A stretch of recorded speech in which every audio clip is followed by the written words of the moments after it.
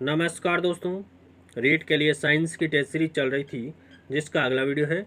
देखिए आज की वीडियो का पहला प्रश्न, कोई पिंड ऊष्मा को सबसे अधिक अवशोषण करता है वह है। अगर कोई भी पिंड काला और खुरदरा है तो ऊष्मा का सबसे ज़्यादा अवशोषण करता है। अशुद्ध रक्त हृदय में आता है, तो अशुद्ध रक्त है वो दाईं आलिंद में आता है। अशुद्ध रक्त हृदय में कहाँ से आता है? तो दाईं आलिंद में आता है। और शुद्ध रक्त की बात करें तो बाएं आलिंद में आता है। पाचक रसों में निम्नलिखित में से कौन सा अम्ल पाया जाता है? तो पाचक रसों में HCl पाया जाता है, हाइड्रोक्लोरिक एसिड पाया जाता है। अपोहन का प्रयोग किस क्रिया को पूरा करने के लिए होता है? तो गुर्दे की क्रिया को पूरा करने के लिए, वृक्क की क्रिया को पूरा करने के लिए, किडनी की क्रिया को पूरा करने के लिए अपोहन का प्रयोग किया जाता है। निम्नलिखित में से कौन सा काम गुर्दा नहीं करता है? कौन सा काम गुर्दा नहीं करता है? रक्त का पीएच नियमन करता है, गुर्दा करता है, बिल्कुल राइट है। रक्त में उपापचयी अपशिष्ट का निष्कासन भी गुर्दे के द्वारा किया जाता है, बिल्कुल राइट है।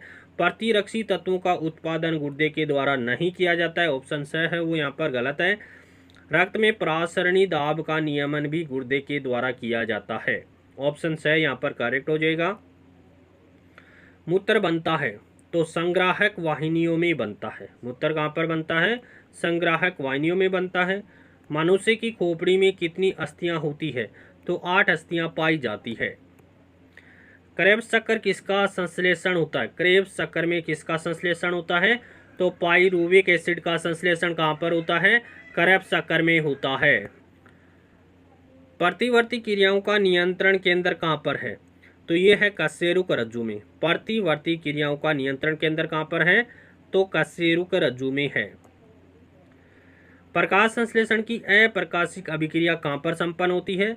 तो स्ट्रोमा में होती है। और प्रकाश संश्लेषण की प्रकाशिक अभिक्रिया ग्रेना में संपन्न होती है।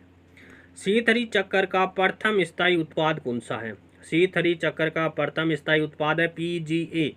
और PGA का पूरा नाम क्या है? फास्फोग्लिसरिक एसिड होता है। देखिए C3 चक्कर का प्रथम स्थायी उत्पाद तो PGA है। और C4 चक्कर का प्रथम स्थायी उत्पाद क्या है? तो ये है आपके OAA, oxalic acetic acid. OAA oxalic acid किसका प्रथम स्थायी उत्पाद है? C4 चक्कर का। और C3 चक्कर का प्रथम स्थायी उत्पाद हो जाएगा PGA। सोडियम पंप का कार्य कहाँ पर होता है? तो ये तंत्रिका आवेग पर कार्य करता है। सोडियम पंप कहाँ पर कार्य करता है? तंत्रिका आवेग में कार्य करता है। अवरक्त क्षेत्र किसको कहते हैं? तो लाल रंग से अधिक तरंग दैर्ध्य वाला क्षेत्र है वो अवरक्त क्षेत्र के नाम से जाना जाता है। कौन सा?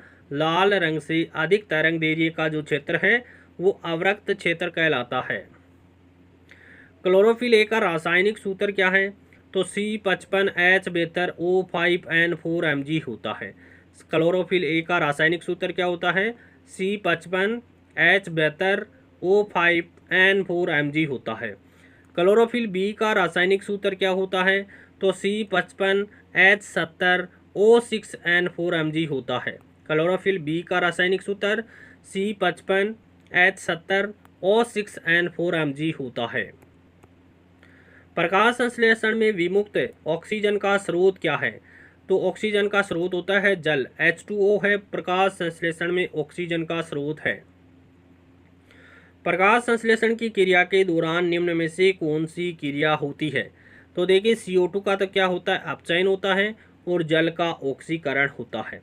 देखिए 6 CO2 प्लस 6 H2O मिलकर के ग्लूकोज C6H12O6 का निर्माण होता है, प्लस 6 O2 के अणु बनते हैं। इसमें CO2 का तो क्या होता है? अपचयन होता है, क्योंकि यहाँ से ऑक्सीकरण हट रही है, ऑक्सीजन हट रही है। और H2O का क्या होता है? ऑक्सीकरण होता है, क्योंकि यहाँ पर ऑक्सीजन है वो जुड़ रही है।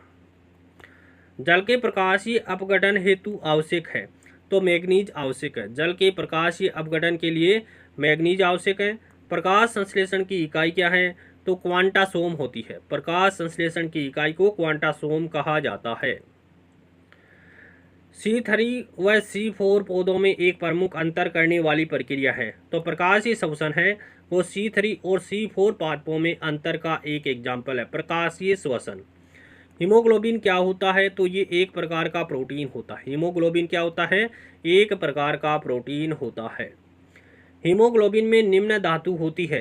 तो हीमोग्लोबिन में आयरन पाया जाता है, मैग्नीशियम क्लोरोफिल में पाया जाता है, हड्डियों में कैल्शियम पाया जाता है और विटामिन B12 में कोबाल्ट पाया जाता है। विटामिन B12 में कोबाल्ट धातु पाई जाती है।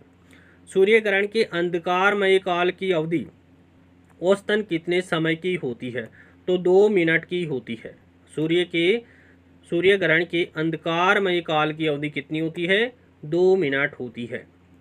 निम्न में से परिक्रमण गति का प्रभाव है। परिक्रमण गति का प्रभाव अयन वर्तों का निर्धारण परिक्रमण गति के कारण होता है। ध्रुव वर्तों का निर्धारण भी परिक्रमण गति के कारण होता है और ऋतु परिवर्तन भी परिक्रमण गति के कारण होता है। उपरोक्त सभी यहाँ पर करेक्ट आंसर हो जाएगा कि अयन वर्तों का निर्धारण किसके कारण होता है? परिक्रमण गति के कारण होता है और ध्रुव वर्तों का निर्धारण भी परिक्रमण गति के कारण होता है। ऋतु परिवर्तन भी परिक्रमण गति के कारण होता है। किस तारामंडल को ग्रेट बियर के नाम से जाना जाता है?